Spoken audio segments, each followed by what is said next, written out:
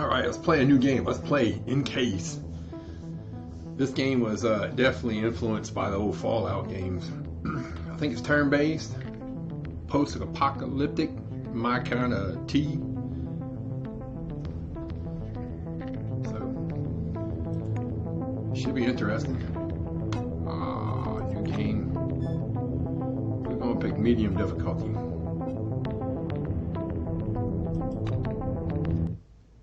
(1971). We woke up in a different world, where the Cold War ended along with the Vietnam carnage. All because of the Dome. The Dome. A territory full of anomalous artifacts, phenomena, and organisms. We still don't know what it is. An alien city? Some kind of a testing ground or storage? Whatever it is, no living thing trapped under the Dome can escape it. Yet even this did not stop the research. The major powers created the Cronus Megacorporation to develop and explore the Dome. The Dome. Its secrets became a lucrative business. The Spires station was built on top of the Dome to export the artifacts and import supplies and personnel. The city of Crystal Sands grew at the foot of the Dome, it's like this was eventually influenced becoming by a major Stephen King's transportation book. hub. All this required thousands of employees, and there was no shortage of candidates.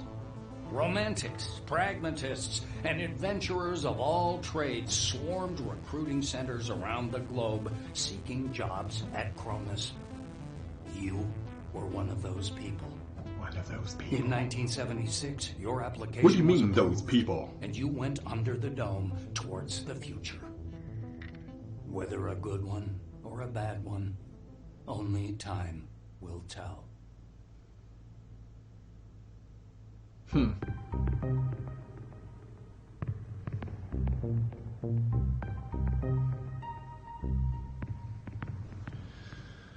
Alright, so I've read up on making a character. Definitely gonna make a male, because I'm kind of a male chauvinist. I don't believe women have enough hit points. Just kidding. Don't hold me against that. Body type, a man. Head type, yeah. The rugged look, my man. Yeah. Hair, bald. Yeah. What's that? Features? No, like, yeah, there we go. He looks like somebody just escaped prison, huh? I murdered my whole family. Yep, that looks like him. That's my guy. Black wing is the soldiers. Orange wing is the convicts. White wings is the scientists. Blue wing, I think, is the mechanics. Silver wing is the outspoken ones. We're playing convict.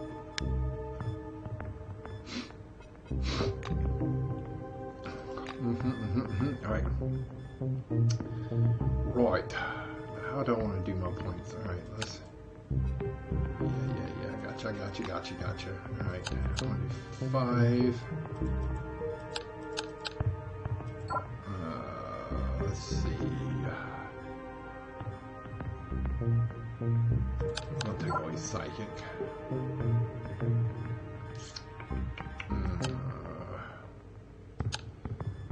Put that. Brains. We'll give him 6 brains. Charisma. We want him to have a little charisma. Perception. We want him to have good perception. Deafness is the ability for picklocking and stuff like that, I do believe. Or Doberlive. Charisma 5, guts. Perception 6, muscles 5. We want him to be kind of strong. That's right, make a trait. Yeah. Oh, he looks like he's ready for trouble then, don't he? Alright. What's his name? Good name.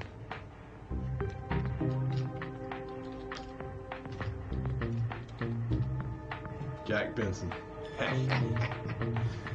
Yeah.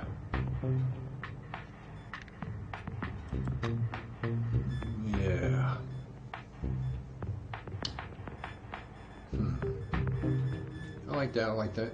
5 charisma, guts, perception, strength. I like that. Tag skills. All right. We're gonna go light weapons. Go to applied. We're gonna go survival and criminal. Next, traits. I thought long and hard about traits, and I watched a couple of videos, and they all have their good and they all have their bad. So, but I think I'm gonna go with gun fanatic. I know the -5 is -5 initiative, and everybody's like, "Oh, you're gonna go last." But on the lower settings like easy and medium, I don't think it matters much. I don't think they're gonna do it because I heard there's a lot more dialogue in this game and exploration than there is fighting. So I'll deal with it one way or another.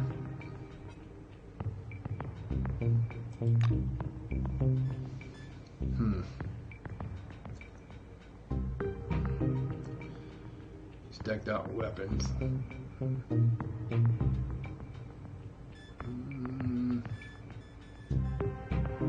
Secondary stats. Action points.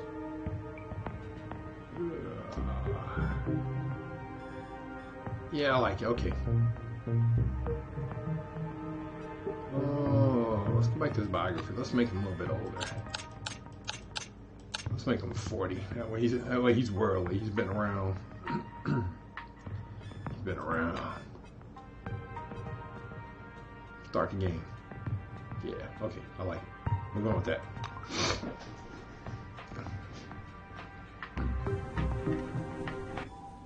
The dome is kind of like the reminds me of the shield from the Gothic game, The Barrier.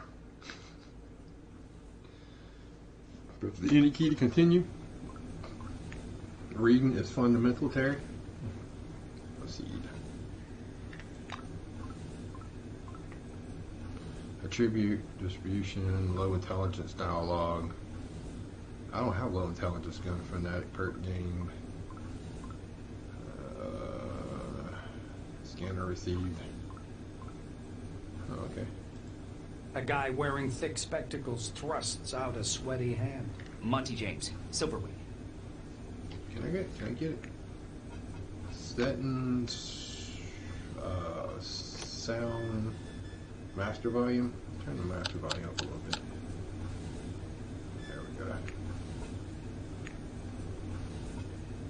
He glances down at your badge. Ah, it's you.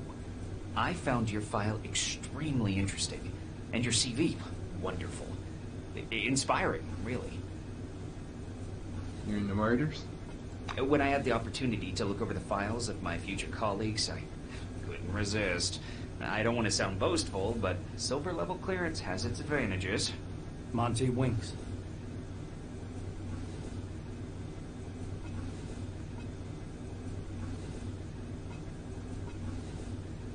Monty makes a ring with his thumb and forefinger. You were number 63,784 on the waiting list, but you were lucky enough to get into the dome after only 16 months. Besides that, 0, nada, absolutely nothing. There we go. You're a dark horse for both the Foundation and myself. How exactly did you end up in this wing? Explain that you don't have much of a choice. It was dome or life in prison. Ah, here we go. The Silver forces a smile as he inches toward the window. Well, it can't be as bad as Charles Manson. Scared He boy? filed for the Clean Slate program 3 times, but was never approved. Sorry, Charlie. An uncomfortable silence rises between you, and Monty abruptly changes the subject. He taps the narrow illuminator panel with one finger. Look, there's a storm rising. The lightning is strange. Green.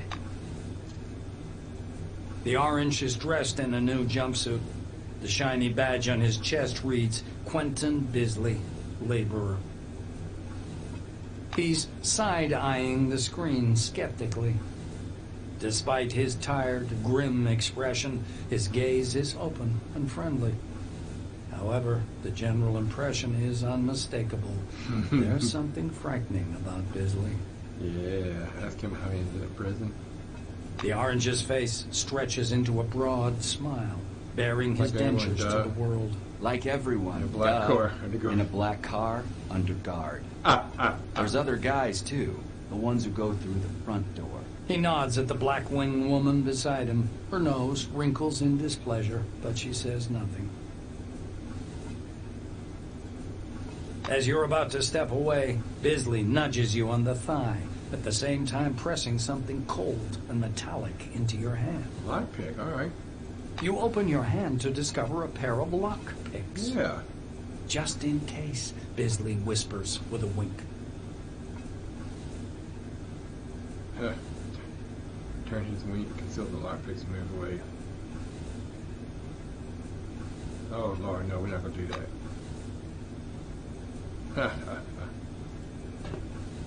A wiry woman in black wing overalls gestures imperiously for you to approach. You keep your hands where I can see them. Elsa's expression runs from shock to amusement, then settles on a confused smirk.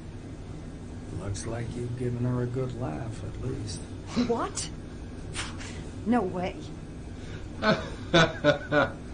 That's funny. A man with a mustache and a blue jumpsuit is standing at the window, studying the construction site below through the occasional break in the clouds. His badge reads Igor Patan, planner. The blue taps on the glass with one finger and gestures you to come and take a look. Seems like he doesn't speak English. Full of 20.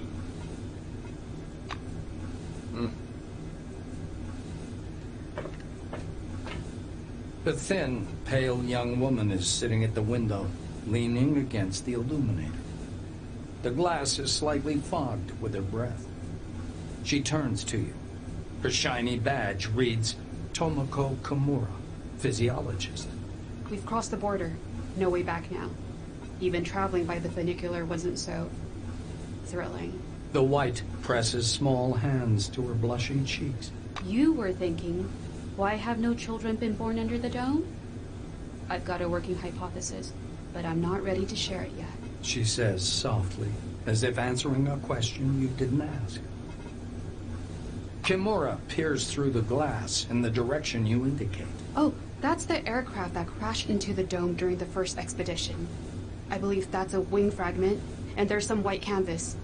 What do you think that is? Maybe a parachute? The white shakes her head, bewildered. I just can't believe it. It's all true. We're on our way to meet the future. Kimura shoots you a surprised look. You're familiar with the details of the briefing, right? To put it simply, the dome is a selectively permeable environment. The white draws an invisible hemisphere in the air. Inorganic objects may exit the dome without difficulty, but any living creature dies if transported back to the outside world. That's why. Kimura is eyeing the dome's mesh, glittering in the sunlight. Supposedly, it's something to do with the atmospheric composition, but it's a weak theory. The difference of the air within the dome is so insignificant as to fall within the margin of error. Or to put it more simply, there is no difference. She shoots a quick glance at the silver and lowers her voice. I heard a rumor, or a conspiracy theory, that we can leave the dome at any time. We've simply been told we can't. If you ever decide to test this hypothesis, don't forget to leave me something in your will. That's funny. Kronos Foundation presents gleaming, futuristic, state-of-the-art cities, straight from the pages of science fiction. Well-paid, safe employment, career advancement opportunities, and a world-class social safety net. Noble and intellectually stimulating work. Stopping by the door's porthole, you watch as the ground slowly approaches.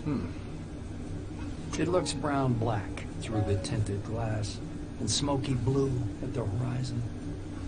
It almost seems like the clouds are pulling apart there. You carefully review your briefing as you look downwards. When you arrive, they'll deliver you to the base, and you'll be assigned to one of the dome's many construction sites. Though even working all day beneath the burning sun would be preferable to being a participant of the White Wings experiments. You were told about those experiments during the briefing, too. Just as you're about to move away from the window, you notice a whirlwind beginning to form above the ochre plain. The gathering storm drifts unhurriedly above the desert, a crown of green lightning flashing at its core. Clearly no ordinary weather phenomenon. It must be one of those anomalies. You freeze by the window, unable to avert your gaze. The outlines of the landing site, blurred by clouds of dust, appear behind the greenish glass of the porthole. The capsule shudders as the braking devices engage.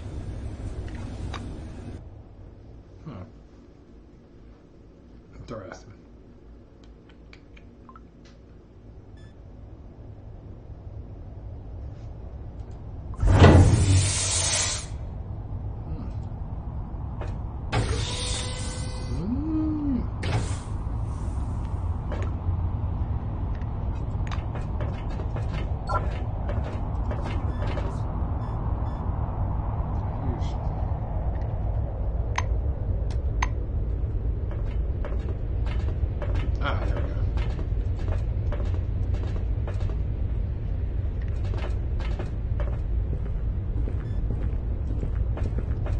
Come here.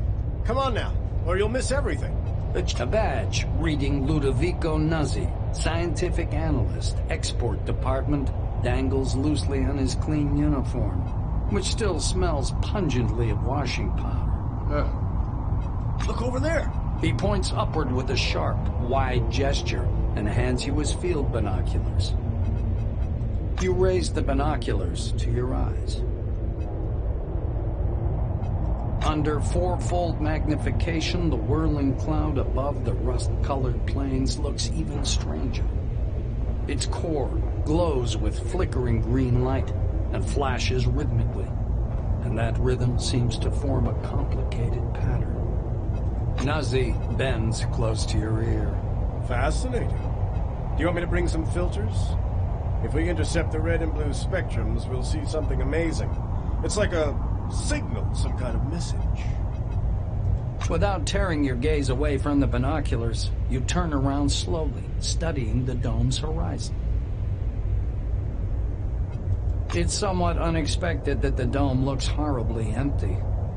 Your eyes find some construction pits dug directly in the sand, and concrete blocks laid beside them.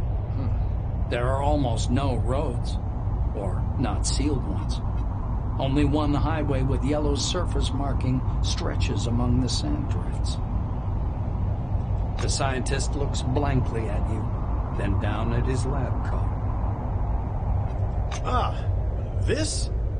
This? He lets out a blaring laugh. Ludovico points at the building behind him.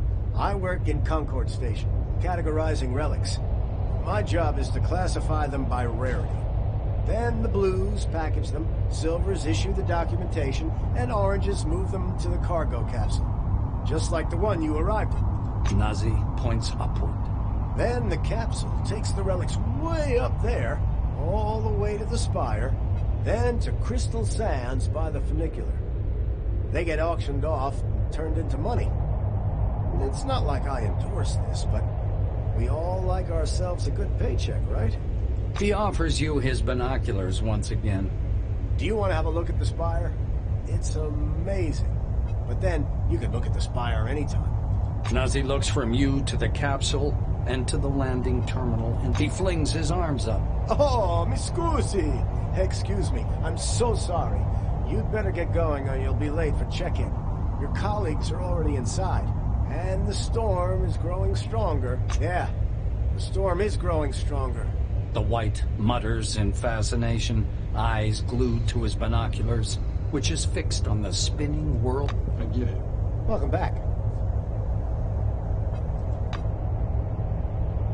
Have a good one.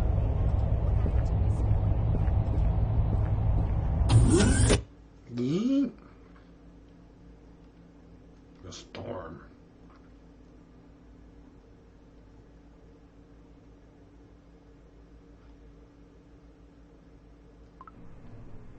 Remember, our honest work will make the world a better place. A better place. The game looks pretty good. I've heard people complaining about the graphics. I think it looks pretty good. It looks better than Fallout 1. And Fallout 2. Huh.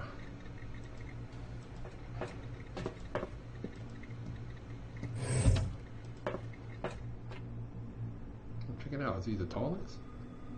Vacuum cleaner. Can I wash my hands? Oh, cool. Thirst quenched. Okay. Oh, you have to get thirsty and hungry in this game? Search the generator cart. Ooh, we're bringing them to take off. Got some cleaning stuff.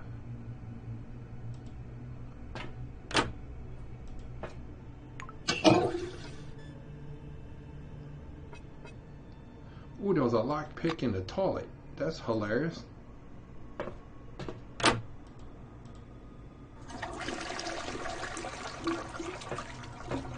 That's pretty funny. Somebody hit a lock pick in the toilet.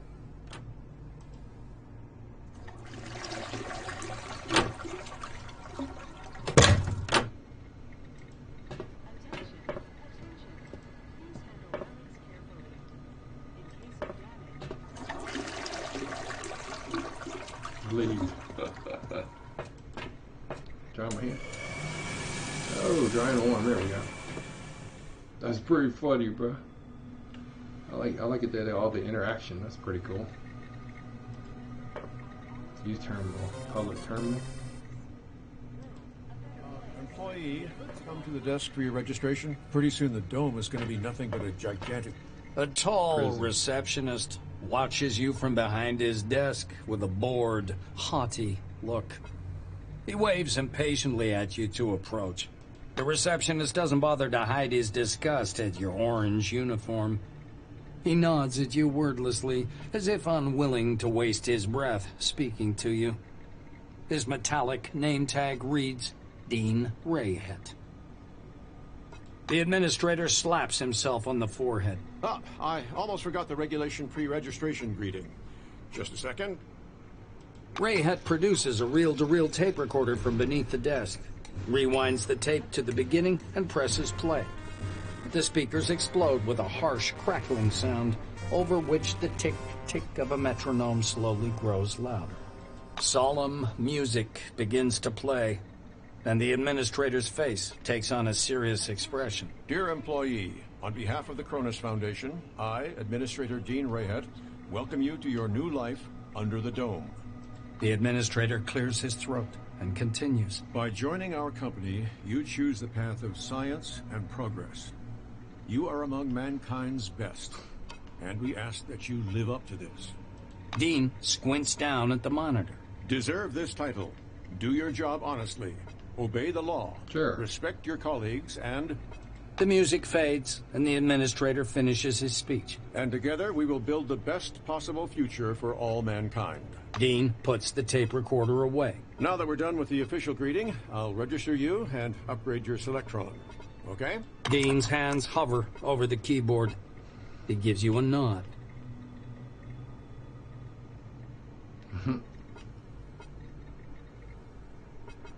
You spell out your first and last names and specify your wing, profession, and test results. The administrator's fingers fly across the keyboard as he enters your information into the Cronus database. Rayhet scans the computer screen. So your position in the waiting list was 63,784. You've been assigned to Magellan Station. A special bus will bring you there after a series of briefings.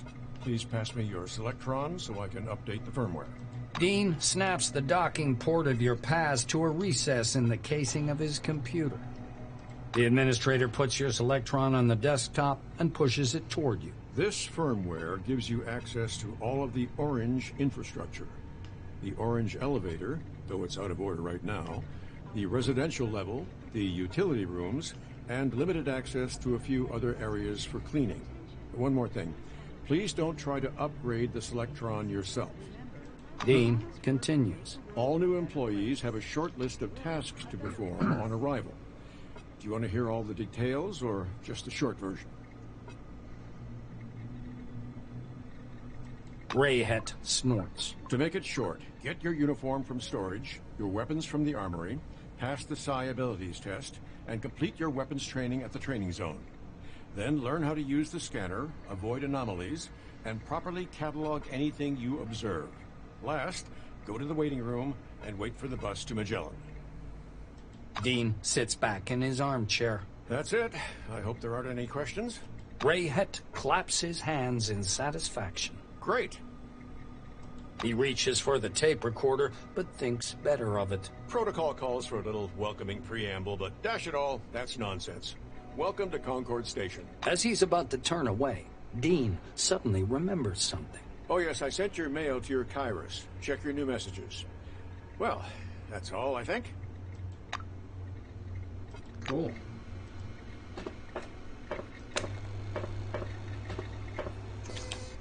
Open orange pass. That's pretty cool. Oh, I guess that's the boxes?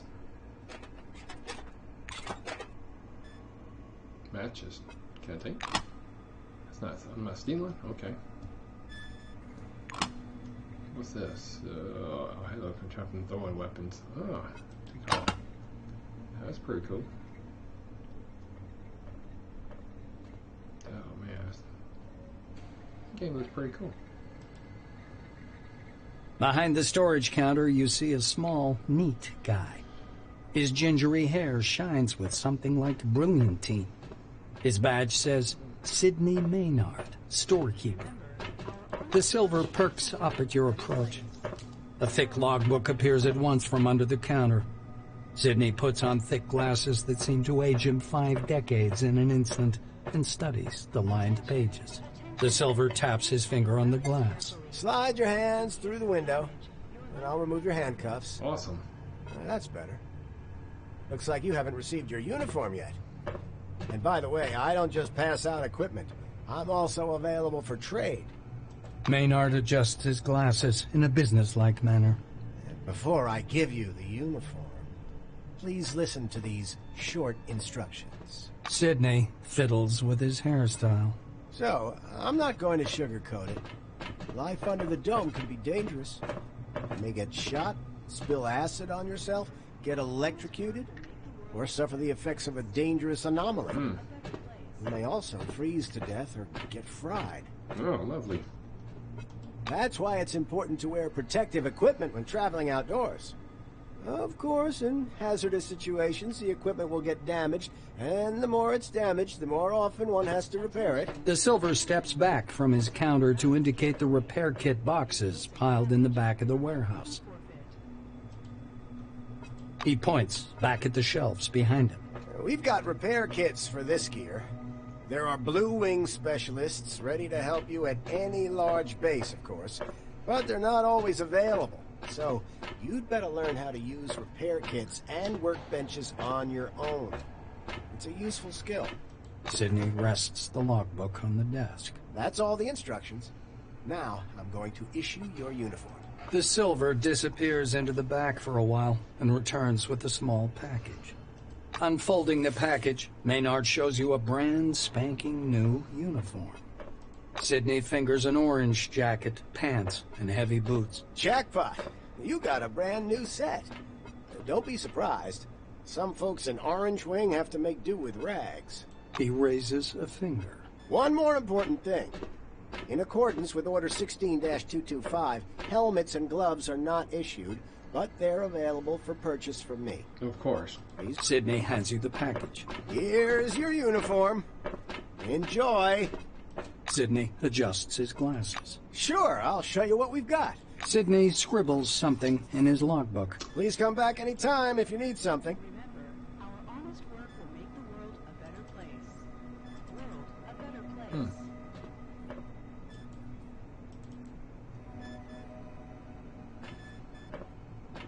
Huh. Okay.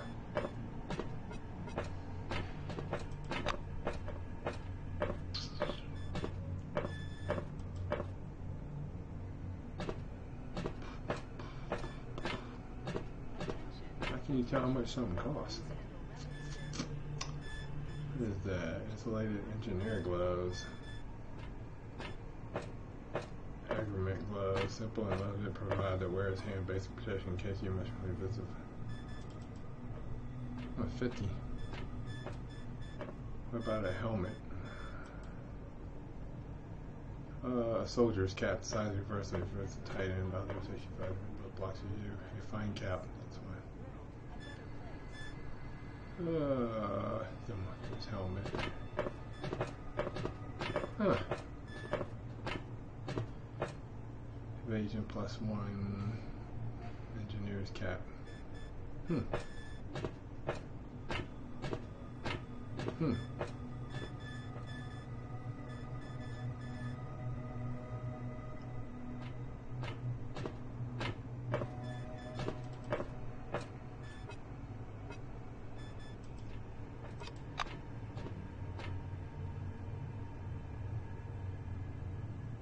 Do all I have 40?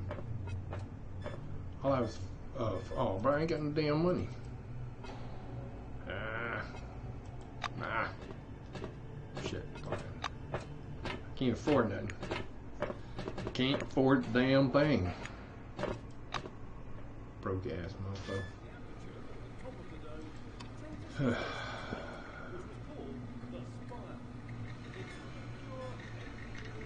Let's save it.